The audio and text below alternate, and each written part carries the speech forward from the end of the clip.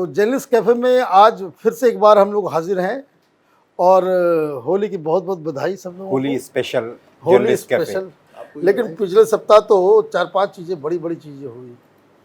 एक तो ये पाकिस्तान एक्सपोज हुआ, पूरा ट्रेन उड़ा लेके चले गए। चैंपियंस ट्रॉफी जीते, है ना, चैंपियंस ट्रॉफी जीते, गर्व की बात। और 2-3 और भी बड़ी खबरें आई। एक तो हर जगह होली के ऊपर विवाद हो गया और भारत में कुछ नया भी नहीं है, वैसे होते रहता है, वो हर साल का ही है। हर पहले तो नहीं होता था। नहीं, लेकिन इतना नहीं होता था जितना इस साल है। मतलब इतना ज़्यादा हंगामा नहीं था होली पे कभी भी, जैसा आप कह रहे हैं ना कि इस साल बहुत ज़्यादा हंगामा है होली। और हर जगह सर भारत में एक ऐसा वर्ग है जिसको हमेशा ये समस्या है, हिंदू कुछ भी करें, अगर वो कहीं विसर्जन की मूर्ति कहीं जा रही है तो क्या वहाँ पे प्रॉब्लम नहीं होती? अब किसी को रंग लगा दिया, ये प्रॉब्लम हो गई।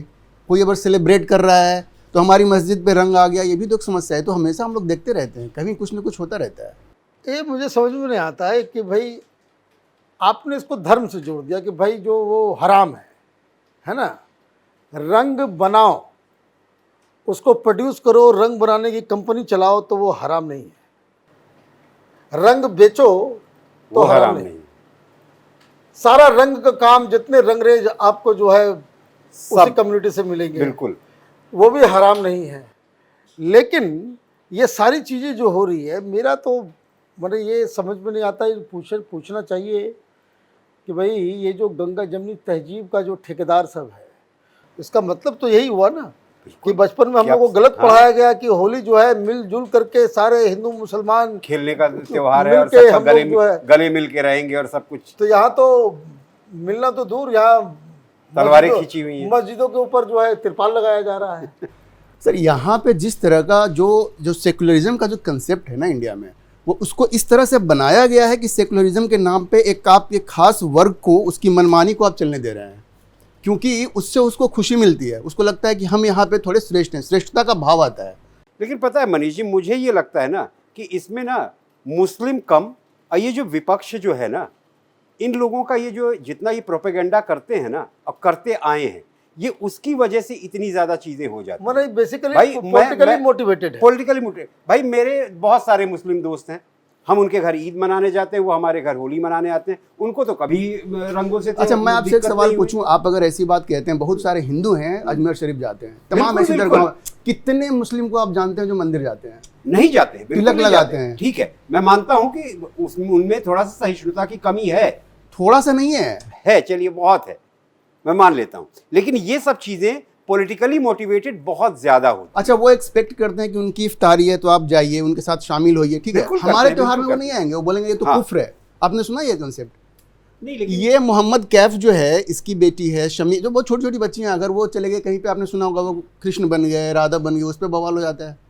मतलब कि बच्चों को भी नहीं बख्शते ये लोग। नहीं, लेकिन हम सोशल मीडिया पे ऐसी भी तस्वीरें देखते हैं, सामी पानी पी लिया, वो एनर्जी मतलब ड्रिंक ले लिया, जूस पी लिया तो उस पे बवाल हो गया। उसमें बवाल हो गया कि भाई इसने जो है वो, यहीं पे मतलब सवाल पैदा होता है क्या सर है? कि देश बड़ा है कि आपके लिए अपना धर्म बड़ा है, किताब बड़ा है, क्या है? ये तो उनसे पूछना चाहिए ना। नहीं, लेकिन मैं अब अगर कोई सीमा पे गया हुआ लड़ने तो वो क्या करेगा? अगर मान लीजिए रमजान का महीना है और लड़ाई हो गया, सही बात है भाई। मोहम्मद मैं एक बात बताता हूँ, दीप सही कह रहा है कि ये जो पूरा का पूरा मसला है, ये दरअसल ये पॉलिटिकली ड्रिवन है। ये मौलाना, मैं इस जमात को बड़ी अच्छी तरीके से जानता हूँ, ये पैसे लेकर के विवादित बयान देते, बिल्कुल करते हैं, एकदम करते हैं। और टेलीविज़न के ऊपर आकर के मुझे समझ में नहीं आता ये उस तरह के, एकदम क्या बताएं, मैं तो बोलना नहीं चाहिए, लेकिन फिर भी ऐसे ऐसे लोग जिसका मतलब बिना पेंदी के लोटा सब जो होते हैं ना, वो टगरते मगड़ते हुए पहुंच जाते हैं। टेलीविज़न वाले उनको बुला लेते हैं कि भाई कंट्रोवर्शियल बात बोलेगा,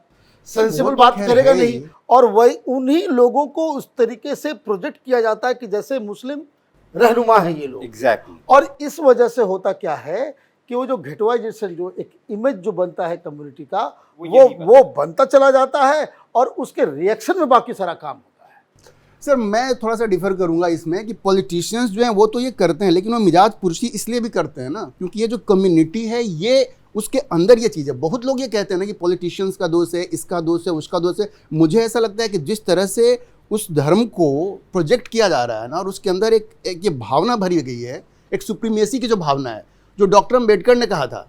आप अगर देखेंगे पार्टीशन वाली जो किताब लिखी थी पाकिस्तान और पार्टीशन ऑफ इंडिया, उसमें जो किताब उन्होंने लिखा है वो बहुत अच्छा है अपने लोगों के बीच में, लेकिन जैसे ही दूसरों की बात आती है ना तो वहाँ पे वो क्रूर हो जाता है। और ये कंसेप्ट वही है। अगर आप एक मुस्लिम के आप अंदर जाइएगा कम्युनिटी में तो काफ़ी भाईचारा है, बहुत अच्छा है, सब ईद मना रहे हैं, ये वो है, लेकिन जैसे ही काफिर की बात आती है तो वो अग्रेसिव हो जाते हैं। आपने देखा होगा रमज़ान के महीने में काफ़ी मारकाट भी होती है, यहाँ भी होती है, जहाँ जहाँ भी अलग अलग सेक्ट है वहाँ पे होते हैं, क्योंकि उनके अंदर एक जुनून आ जाता है कि इस महीने में वो जिसको काफिर समझते हैं या जिसको लगता है कि वो हमारे इंटरेस्ट के अगेंस्ट है, उसके खिलाफ बहुत क्रूर हो जाते हैं, बहुत आक्रामक हो जाते हैं। देखो भाई एक बात तो है, ये सारी दुनिया में है, ये यहाँ पे सारी नहीं है। दुनिया में ये जो ISIS वाले जैसे ही आए तो किसको काट रहे थे? हाँ बिल्कुल। वो क्रिश्चियंस को थोड़े काट रहे थे, ज्यूज को थोड़े काट रहे थे, हिंदू को थोड़े काट रहे थे। पहले वो काटना शुरू कर दिया। वो पहला वीडियो जो आया तो याद होगा कि कितनी बार तुम नमाज पढ़ते हो, 4 या 5, और सबसे कहता था कि चलो नमाज पढ़ना चालू करो। और इराक में लाइन लगा करके ट्रक ड्राइवर्स को जो है उन लोगों ने पहला धमाका वही हुआ था। तो ये सारी चीज़ें हैं, लेकिन एक बात ये भी है समझने की। देखो मैं तो जहाँ रहता हूँ मुंगेर में शाह जुबैर रोड है ना, दिलावरपुर, बचपन में पूरे उस मोहल्ले में कम से कम 10,000 20,000 की बस्ती होगी वो मुसलमानों की। तो वहाँ मैं बचपन में ये देखता था कि 1-2 लोग हैं कि जो दाढ़ी बढ़ाए हुए हैं, छोटा पजामा पहने हुए हैं, वो साफ उनको लगता था। परहेज है, और उनको परहेज है। वो उम्र दराज लोग होते थे। बाकी सारे लोग बिल्कुल नॉर्मल, उनको देख करके कोई ये नहीं कह सकता कि भाई ये मुसलमान है कि क्या है। लेकिन अब मैं जाता हूँ अपने मोहल्ले में तो वहाँ देखता हूँ कि वो यंग लड़के जो है वो उस वेशभूषा में तो मुस्लिम आइडेंटिटी एक फैक्टर बन गया। अब हर कोई अपनी आइडेंटिटी को लेकर के बहुत पढ़ा लिखा भी हो गया है। आजकल आप ये भी देखिए कि जो अपराध हो रहे हैं, आतंक की जो घटनाएं हैं, उसमें बहुत पढ़े लिखे लोग हैं, वो सारे इंजीनियर्स हैं जो उसमें इन्वॉल्व हैं, जो कि हैक करते हैं, नेटवर्क को हैक करते हैं, वो सब कुछ करते हैं। तो वो बिल्कुल वो चीज़ें बदल रही हैं। और जैसे जैसे एजुकेशन बढ़ रहा है ना, ये कट्टरता भी उस तरह से बढ़ रही है। मैं आपको एक चीज़ और बता दूं, आपने पॉलिटिशियंस को दोष दिया। आप देखिए इंग्लैंड में क्या होता है, जो 7 अक्टूबर को इजराइल में हुआ, जिस तरह से वहाँ के बच्चों को मारा गया, इंग्लैंड से एक वीडियो आता है जिसमें एक महिला होती है, बड़ी खुश होती है कि अरे आज हमारे लोगों ने तो बहुत बड़ा काम कर दिया। मतलब बच्चों को मार दिया, महिलाओं को मार दिया, उसमें पॉलिटिशियंस कहाँ आते हैं? कट्टरता है। बिल्कुल बिल्कुल, इससे एकदम नकारा नहीं जा सकता है कि कट्टरता कहीं ज्यादा है उनमें। हाँ, मतलब हमारे मुकाबले हम लोग बहुत सहिष्णु हैं। वो ऑर्गेनाइज्ड भी है। मैं ये कह रहा हूँ कि पॉलिटिकल ना हो, लेकिन जैसे और एक सेंस ऑफ प्राइड है। अभी देखो इंदौर में क्या हुआ भाई, चैंपियंस ट्रॉफी हम लोग जीते, वहां से विक्ट्री प्रोसेसन जा रहा है और उसके ऊपर पत्थरबाजी हो गई। उसके ऊपर जो है उसको वहाँ एक अलग माहौल बन और गया। ये इस तरह से हर एक आयोजन में ये पत्थरबाजी तो बहुत आम हो वो गई, चैंपियंस बहुत ट्रॉफी आम पे हो याद गई। आया, पाकिस्तान को तो चैंपियंस ट्रॉफी में बहुत ही ज्यादा और देखिए उस पर भी एक बात है, मैं आपको बहुत बताऊंगा। इंजमामुल हक वहाँ के एक प्लेयर हैं, सुनील गावस्कर ने कहा कि हमारी जो बी टीम है, वो भी अभी जो पाकिस्तान की टीम है, बी, उन्होंने कहा कि सी के बारे में तो श्योर नहीं है, लेकिन बी तो निश्चित हरा देगी। अब एक इंजमामुल हक है, नाम आप सब लोग जानते होंगे। उसने क्या कहा पता है आपको? उसने सुनील गावस्कर को कहा कि आप जबान संभाल के बात कीजिए, क्योंकि आप हमारे बारे में ऐसी बात नहीं कह सकते। हमने आपको बहुत हराया, शारजाह में तो इतना हराया कि आप लोग भाग जाते थे। अब ये इंजमामुल हक, मतलब अगर शब्द इस्तेमाल करें, बहुत संसदीय नहीं है, दोगला शब्द इस्तेमाल करें तो गलत नहीं हो, क्योंकि ये वही इंजमामुल हक है। T20 वर्ल्ड कप में भारत के बॉलर्स के ऊपर उसने आरोप लगाया था बॉल टेम्परिंग का।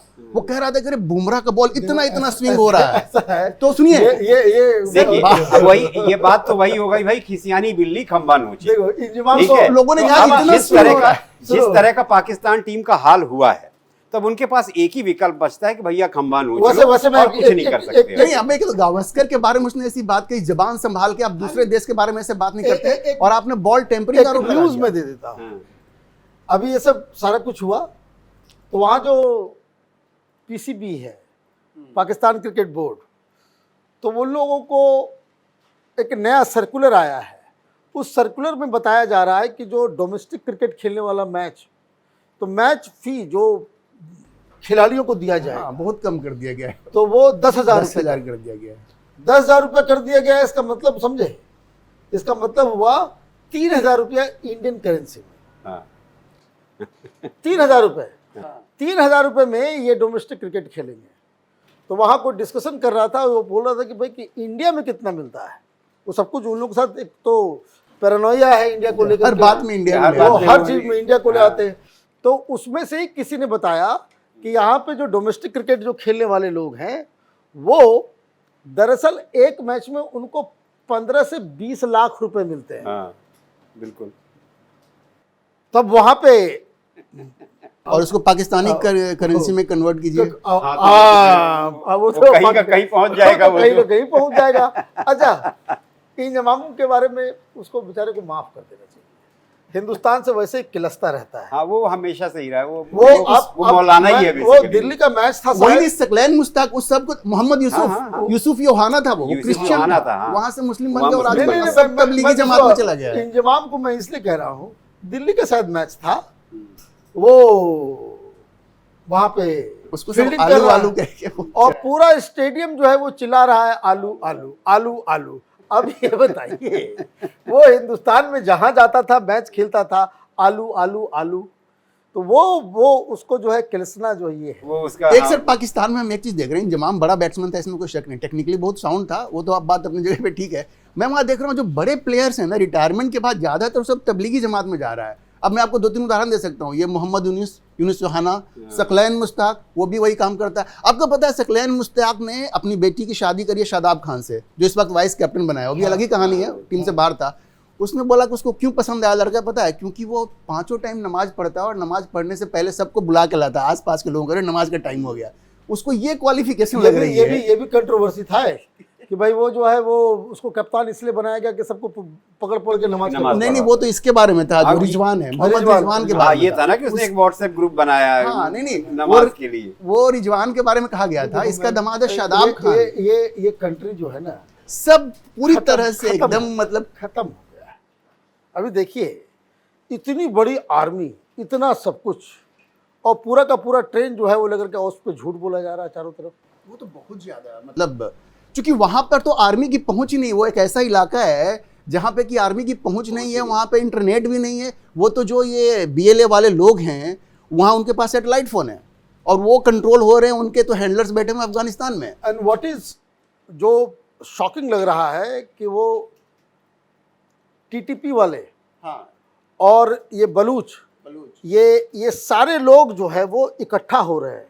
मतलब तालिबान अफगानिस्तान वाला, तालिबान पाकिस्तान वाला और बलूच, इन लोगों को बाकायदा कोऑर्डिनेट करके वो पाकिस्तानी आर्मी पे हमला कर रही है। इसमें सर एक चीज़ मैं आपको बताऊं कि पाकिस्तान में भी बड़ी चर्चा है, बलूचिस्तान में तकरीबन 35,000 TTP के लोगों को ला करके वहाँ पे बसाया गया। ये इमरान खान के टाइम में हुआ, क्योंकि इमरान खान बड़ा सॉफ्ट था, टेरी उसको बड़ा एक था बनता था उनके साथ, उनको लगा कि इनके साथ बातचीत करते हैं, संवाद वो करते उसी हैं। इलाके से आता था ना। हाँ, वो तो खैबर लेकिन पख्तूनवा का ही वहीं से आता है। तो एक तो अब तो डेडली बन गया ना, वहाँ लोग पूछते हैं, आर्मी से पूछते हैं कि आपने ऐसा क्यों किया, तो ऑलरेडी हमारे पास BLA था, आपने वही बसा दिया। आर्मी कहती है कि हमको तो इमरान खान ने कहा था, तो लोग कहते हैं कि इमरान खान की हर बात तो तुम मानते नहीं थे, ये बात तुम कैसे मान लिए। तो वो बड़ा डेडली इलाका हो गया है, BLA है प्लस TTP के लोग हैं, अच्छा, मिल करके पहले वहाँ पे अब दिक्कत क्या है कि ये सारे लोग मिल गए हैं। ये लोग मिल गए हैं। और ये देखिए, अब सबसे बड़ा झूठ मुझे तो समझ में नहीं आया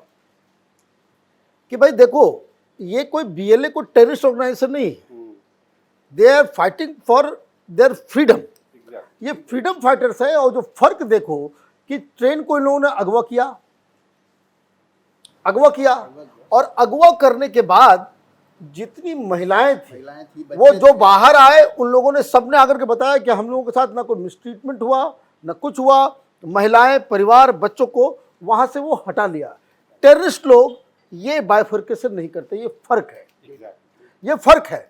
अब उसके बाद वहां पे जितने लोग थे आर्मी के करीब 150 के आसपास, उनको बंधक बना करके कोई कह रहा है कि भाई 100 लोग मार दिए गए, सब कुछ हो गया। और इन लोगों ने क्या किया, वो वहां तो ISPR जो है वो फोन करता है चैनलों को, खबर चलाना चलाए, पहले तो चलाया नहीं खबर वहां पे। पहले जब चलाया तो क्या चलाया कि 100 बंधकों को इन पाकिस्तानी आर्मी ने जा करके रिहा करवा दिया। और ये लोग जो बाहर आए तो उन्होंने कहा कि भाई रिहा कोई नहीं कर, हम लोगों को छोड़ दिया। वो एक एक करके आया, बोले परिवार के साथ हो, पत्नी है, बच्चे हैं, जाओ। क्वेटा स्टेशन पे 100 से ज्यादा कॉफिन जाते हुए उसकी तस्वीर आई है। हाँ, 100 से ज्यादा लोगों को कॉफिन वहां पे दिख रहा है, जो कॉफिन ले जा रहे पाकिस्तान हैं वो। जो सैनिक हैं जो ना उनको मारा है, और पाकिस्तान उन्हीं को मारा है, सैनिकों को पाकिस्तान मारा है। सैनिकों को ही मारा है। और पाकिस्तान क्लेम कर रहा है कि भाई 33 जो बीएलए के फ्रीडम हाँ, वो फाइटर्स मारे थे, गए हैं। उसको हलाक कर दिया, हाँ। और हमारे सिर्फ 6 लोग मारे गए। दिस इज द हाँ, ऑफिशियल एक स्टेटमेंट। चीज मैं आपको बताऊं सर, अभी महरान मारी जो है बीएलए का जो एक्टिविस्ट है, वो अभी टीवी चैनल पे बोल रहा था। देखिए कहाँ से प्रेरणा लेता है। जब उससे पूछा गया कि भाई आप कैसे लड़िएगा, पाकिस्तान की तो इतनी बड़ी आर्मी है, उसने एक बड़ी मार्के की बात कही। उसने कहा कि हम वैसे लड़ेंगे जैसे यूक्रेन लड़ रहा है रूस के साथ। क्यों? क्योंकि यूक्रेन को दुनिया के दूसरे देश मदद कर रहे हैं, और हमें पूरी उम्मीद है कि हम भी अपने दोस्त खोज लेंगे और हम लड़ेंगे उनसे। तो एक जमाना था ये लोग अफगानिस्तान से इंस्पिरेशन लेते थे कि वो अमेरिका के खिलाफ कैसे इतना छोटा सा देश होकर लड़ लिया। अभी जो यूक्रेन में लड़ाई चल रही है, अच्छा, मैं देख के बड़ा इसमें दंग मैं था। भी एक बात कहना चाहूंगा कि प्रधानमंत्री मोदी लाल किला से भी हाँ, बोल चुके हैं भाई, बलोचों 2016 के लिए वो बहुत 2016 में बोल चुके हैं, उनके लिए बहुत सहानुभूति जताई थी।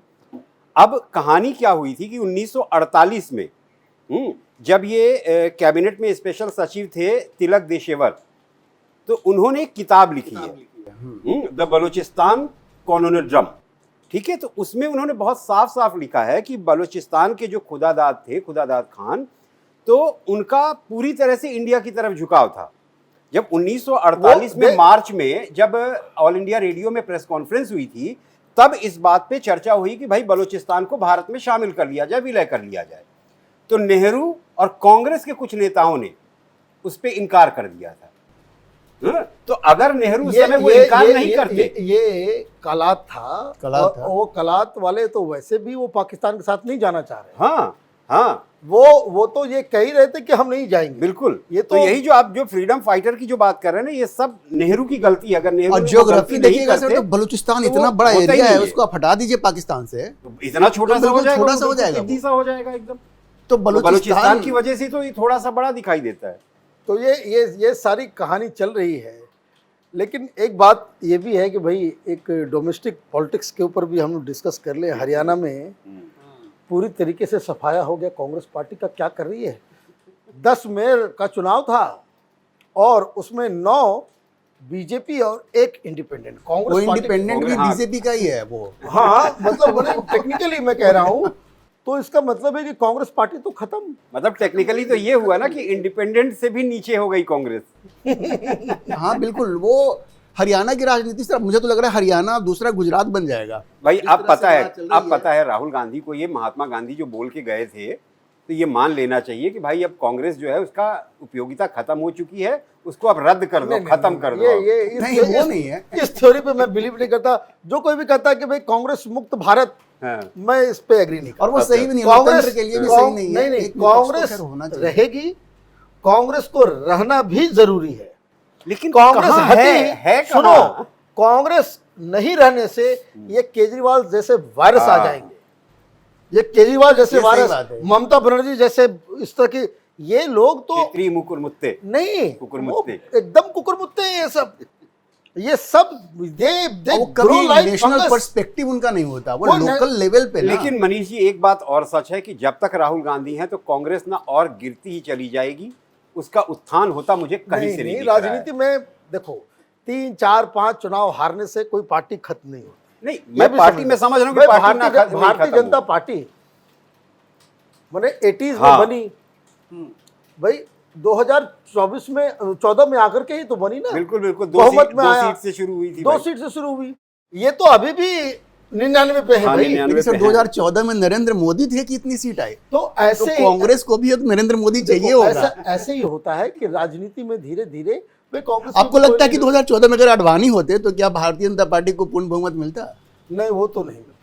भाई 2004 में तो हमने देख ही लिया था अभी ना, जैसा अडवाणी जी के चेहरे पे ही तो अभी चुनाव अभी लड़ा गया। अभी जैसा लग रहा है कि प्रधानमंत्री मोदी के बाद योगी आदित्यनाथ अगर फोर फ्रंट पे आएंगे तो हमको नहीं लगता कि कांग्रेस पार्टी उनको जो है वो चुनौती भी दे पाएगी। नहीं दे पाएगी, नहीं दे पाएगी। क्योंकि प्रधानमंत्री मोदी से माने उनकी पॉपुलैरिटी में जरा सा भी कोई कमी लेकिन सर नहीं मेरा है। यहाँ पे देख लीजिए, सवाल ये है, मॉरिशस का सर्वोच्च सम्मान मिल गया। मैंने 21 ऐसे देश हैं जहाँ के ऐसे सम्मान मोदी को मिल चुके हैं। लेकिन सर सवाल भाई, मेरा मोदी ये यहाँ मतलब पे ग्लोबल कि ब्रांड और बन चुके हैं मैं भाई। ये भी बताता हूँ, एक टेक्निक समझ लो, आखिर में बताता हूँ, बड़ा इंटरेस्टिंग है। ये विपक्ष जो है ना, वो उसका एक फ्रेमवर्क समझो। वो बीजेपी के नेताओं को जब तक वो सत्ता में रहते हैं या सत्ता के लिए कोशिश में लगे रहते हैं तो बहुत बड़े विलेन होते हैं, और अचानक से जो नया पौध आता है तो उसको ये कहते हैं कि नहीं नहीं ये तो ज़्यादा खतरनाक है। जैसे ही इसको समझो कि पहले अडानी और अटल जी थे, तो भाई अडानी और अटल। हाँ, तो अटल जी जो है वो सॉफ्ट हैं, ये हैं वो हैं, और जैसे ये समझ में आया कि वो प्रधानमंत्री बनने वाले हैं तो विपक्ष ने, मीडिया ने कि देखो ये तो आडवाणी जी नहीं, ये अटल जी मेन थे जिन्होंने बाबरी मस्जिद को गिरवा दी। वो वीडियो आ गया एबीपी वाला, पहले कोई नहीं जानता था क्योंकि उसको विलन नहीं बनाना था अटल जी को। तो जैसे ही अटल जी प्रधानमंत्री के रेस में आए तो वो कि समतल करना पड़ेगा, वो वाला जो वीडियो ये आर्काइव से निकाला गया, मतलब वो विलन हो गए। अच्छा, अटल जी प्रधानमंत्री बन गए, उसके बाद वो हटे तो सब क्या कहते थे, अटल जी थे, बड़े इंक्लूसिव किस्म के लीडर थे। ये अडानी मेन बदमाश था, यही प्रोपेगेंडा। तो डिवाइड एंड रूल की पॉलिसी रही है अब उनकी तरफ से। अडवाणी जी जो हैं वो बैकग्राउंड में गए और मोदी 2014 में आए, सब लोग कहने लगे, यही जो लोग मैंने अडवाणी को गालियां देते थे वो कहे देखो अडवाणी जी जैसे बड़े लीडर को जो है तो उनको साइडलाइन कर दिया, दरकिनार कर दिया। क्यों भाई 100 साल में आडवाणी जैसे लीडर पैदा होते हैं, ये मोदी जो है वो दंगाई है। यही मैं सोच रहा था अगर आदित्यनाथ आ जाए तो कि योगी आदित्यनाथ आएंगे तो ये लोग तो आरती उतारेंगे घर में मोदी जी की तस्वीर लगा करके, भाई ये तो विजनरी आदमी थे, इन्होंने भारत को जो है विश्व गुरु बना दिया, ये योगी आदित्यनाथ जो है। बट दिस इज गुड, एक बात तो है। लेकिन सर एक सवाल ये मैं आपसे पूछना चाहता हूँ कि आपको लगता है कि अगर बीजेपी में ट्रांजिशन अगर होना हो तो योगी आदित्यनाथ इतनी आसानी से वहाँ पहुँच पाएंगे नरेंद्र मोदी के उत्तराधिकारी के रूप में? तुमने जो सवाल किया इसको I just juxtapose it on 2014।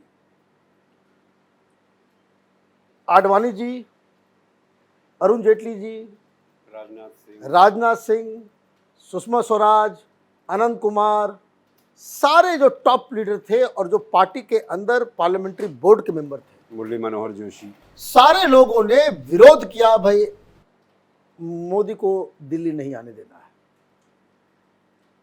एकदम सारे लोगों ने मना किया। लेकिन राजनीति में होता क्या है कि जब काडर, आपका पूरा का पूरा संगठन, आपके वर्कर और खास करके आरएसएस जिसके साथ खड़ा हो जाए, वही लीडर बन गया। तो आपको क्या लगता है योगी जी को भी वही अग्नि परीक्षा पार करनी पड़ेगी जो नरेंद्र मोदी ने किया था 2014 में? उसकी जरूरत नहीं पड़ेगी। प्रधानमंत्री मोदी ने अपनी जगह बनाई है और उनको अपना सक्सेशन प्लान भी उनको तैयार होगा। He will not leave the scenario without a succession plan. बड़े लीडर की खासियत होती है कि वो शीर्ष पे रहते हैं तो प्लान ए बी सी आप देखिए। लेकिन सर आडवाणी जी ने तो सक्सेशन प्लान किया नहीं। आप क्योंकि आडवाणी जी और मोदी जी में बहुत आसमान जमीन का फर्क है।